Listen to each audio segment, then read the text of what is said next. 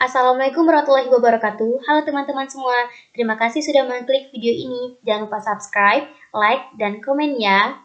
Nah, saya memenuhi tugas mata kuliah saya yaitu ekologi hewan. Di sini saya akan menjelaskan tentang habitat hewan dan lingkungannya.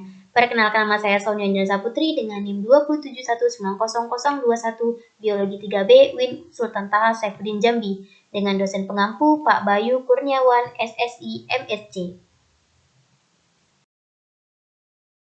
Nah, yang pertama saya akan membahas tentang definisi individu, populasi, dan komunitas. Individu diartikan sebagai makhluk hidup tunggal atau satu yang dapat membangun suatu kehidupan. Yang kedua adalah populasi. Populasi ini merupakan sekelompok individu dari spesies yang sama menempati area tertentu pada waktu tertentu. Yang ketiga adalah komunitas. Komunitas ini adalah kumpulan populasi yang berbeda di suatu daerah yang sama dan Nah, sekarang adalah contoh dari individu, populasi, komunitas, dan ekosistem. Nah, kalian bisa lihat di sini ada gambar rusa, yaitu yang pertama yang di organisme ini adalah individu, yang kedua populasi adalah sekumpulan rusa, yang ketiga ini komunitas, yaitu sekumpulan rusa, zebra, burung, dan lain sebagainya.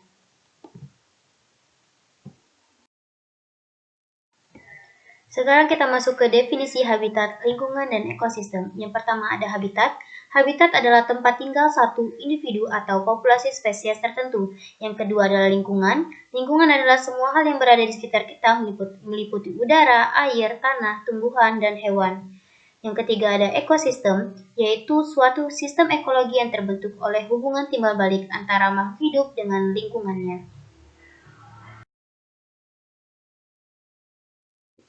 Kemudian, macam-macam habitat, lingkungan, dan ekosistem.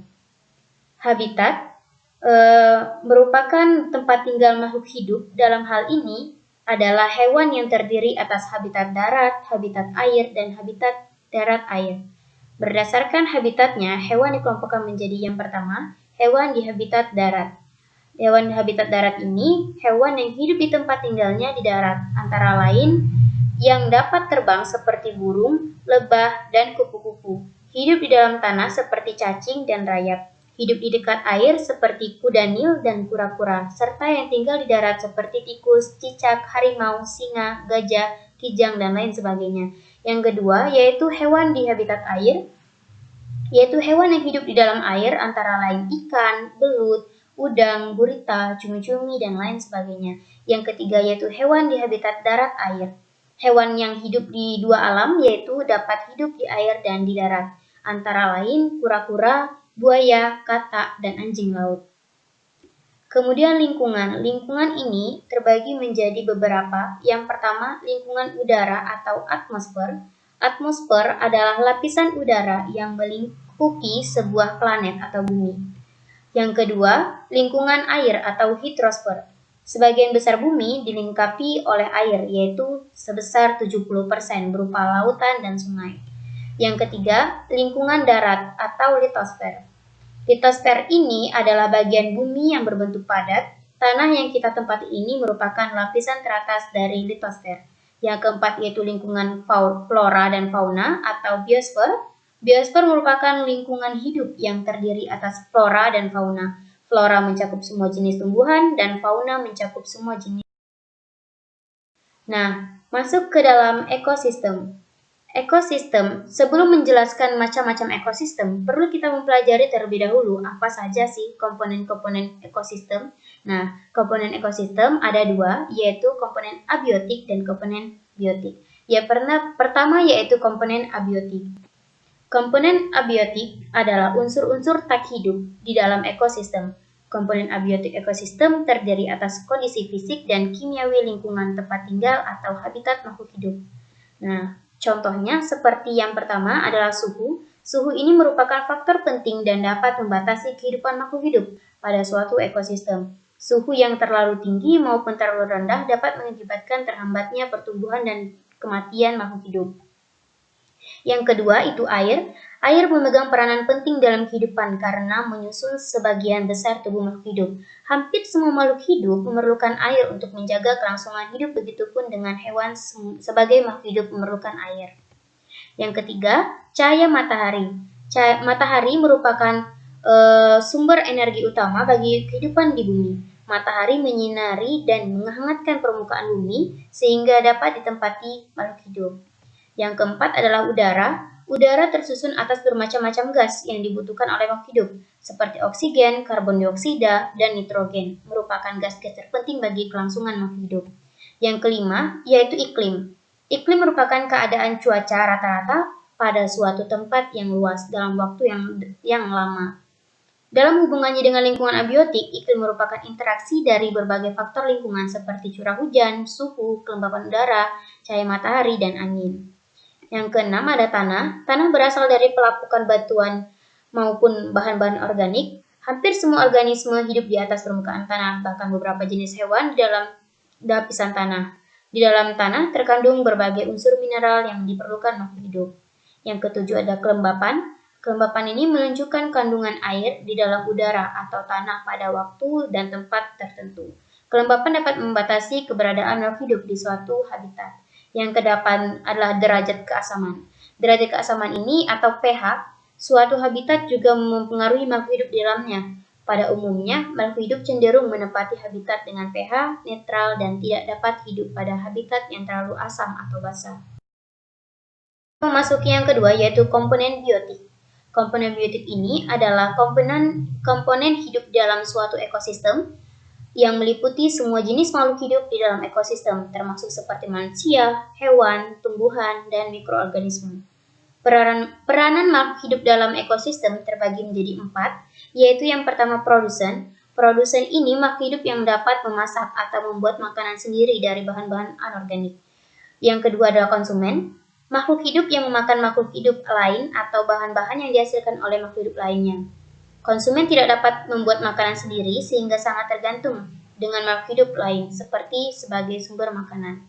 Nah, konsumen ini terbagi menjadi 3, yaitu herbivora, karnivora, dan omnivora. Yang mana herbivora yaitu hewan pemakan tumbuhan, contohnya kambing, rusa, sapi, gajah, dan lain sebagainya. Sedangkan karnivora, hewan pemakan daging, contohnya singa, harimau, serigala, kucing, buaya, dan lain sebagainya. Dan omnivora, hewan pemakan daging dan tumbuhan, contohnya tikus, monyet, ayam, bebek, musang, dan lain sebagainya. Kemudian yang ketiga ada decomposer. Decomposer ini adalah makhluk hidup yang berperan menguraikan sisa-sisa makhluk hidup yang telah mati atau sampah menjadi bahan penyusun tanah. Yang keempat, detritivore, yaitu makhluk hidup yang pemakan serpihan, remukan atau fragmen kecil atau sisa-sisa hancuran hewan yang sudah mati. Nah, kemudian berdasarkan proses pembentukan ekosistem terbagi menjadi 2 jenis, yaitu ekosistem alami dan ekosistem buatan. Macam-macam ekosistem alami secara garis besar ada 2, yaitu ekosistem darat dan ekosistem perairan. Ekosistem darat dapat dibedakan beberapa bioma antara lain 1. Hutan hujan tropis, kedua taiga, 3. Tundra, keempat savana, kelima padang rumput, keenam gurun. Yang kemudian ekosistem perairan yaitu dapat dibedakan menjadi 3 macam, yaitu ekosistem air tawar. Air tawar ini digolongkan menjadi air tenang dan air mengalir. Contohnya seperti danau dan rawa. Nah, yang kedua ada ekosistem air laut. Ekosistem air laut ini dibagi menjadi 2, yaitu ekosistem laut dalam dan ekosistem laut dangkal. Yang ketiga, ekosistem estuari. Macam-macam ekosistem buatan yaitu bendungan, hutan tanaman, industri, pemukiman, dan agroekosistem. Nah, kalian bisa lihat di sini contoh gambar dari ekosistem darat dan ekosistem perairan. Nah, kemudian kita lanjut ke hubungan antara hewan dengan habitat. Hewan beradaptasi dengan habitatnya sangat perlu untuk kelangsungan hidupnya. Adaptasi adalah semua yang menyangkut perubahan bentuk tubuh, proses fisiologi, dan perilaku yang mendukung dalam hal ini hewan agar dapat bertahan hidup dengan lingkungannya. Adaptasi hewan dibagi menjadi 3, yaitu adaptasi morfologi.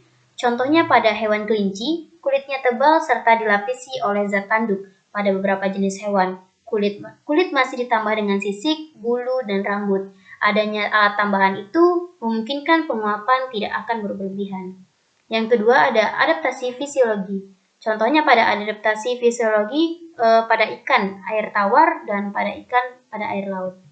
Yang ketiga adaptasi tingkah laku atau behavior, yaitu contohnya pada hewan bunglon yang mengubah warna tubuhnya sesuai habitatnya. Selanjutnya hubungan antara hewan dengan ekosistem. Hubungan antara hewan dengan ekosistem dapat dilihat dari interaksi terhadap ekosistem. Pola interaksi serta faktor-faktor penting dalam ekosistem ini yang bisa menyebabkan keberhasilan maupun ketidakberhasilan hewan dan ekosistem itu dalam mempertahankan keberadaannya. Nah, ini juga terbagi menjadi beberapa, yaitu yang pertama interaksi antar komponen biotik. Pola interaksi antar komponen biotik yaitu hubungan antara hewan dengan makhluk hidup lain sekitarnya, seperti yang pertama simbiosis. Dalam simbiosis dikenal dengan adanya individu yang ditumpangi atau inang dan individu yang menumpangi atau simbion. Jenis-jenis simbiosis antara lain ada simbiosis mutualisme, simbiosis komensialisme, dan simbiosis. Nah, yang kedua ada alilopati, merupakan salah satu bentuk interaksi antara populasi yang bersifat merugikan salah satu pihak. Pada peristiwa ini, sebuah populasi menghasilkan kimia tertentu dan dapat menghambat pertumbuhan, bahkan membunuh populasi lainnya di dekatnya. Yang ketiga, kompetisi. Kompetisi atau persaingan terjadi karena adanya kesamaan kebutuhan antara beberapa individu atau populasi. Misalnya populasi sapi dan populasi kambing berkompetisi untuk mendapatkan rumput. Yang keempat, predasi. Predasi ini merupakan interaksi yang mendasari terbentuknya rantai makanan di dalam ekosistem. Hubungan ini merupakan hubungan antar pemangsa dan yang dimangsa. Misalnya hubungan antara singa dan kambing di sebuah padang rumput. Singa bertindak sebagai predator dan memangsa. Yang B adalah interaksi antar komponen biotik-abiotik. Interaksi ini merupakan hubungan antara makhluk hidup dengan lingkungannya. Bentuk interaksi ini antara lain rantai makanan dan aliran energi dalam ekosistem. Pada rantai makanan terdapat bagi menjadi dua, yaitu rantai makanan di darat dan rantai makanan di laut. Yang kedua yaitu aliran energi ekosistem. Nah, baiklah teman-teman, kalian bisa lihat di sini adalah contoh gambar rantai makanan di darat dan contoh gambar rantai makanan di laut. Terima kasih kepada teman-teman yang sudah menonton video ini sampai habis. Semoga apa yang saya sampaikan bisa bermanfaat bagi kita semua. Saya Suni Nisa Putri, mohon maaf apabila terdapat kesalahan. Saya akhiri, wassalamualaikum warahmatullahi wabarakatuh.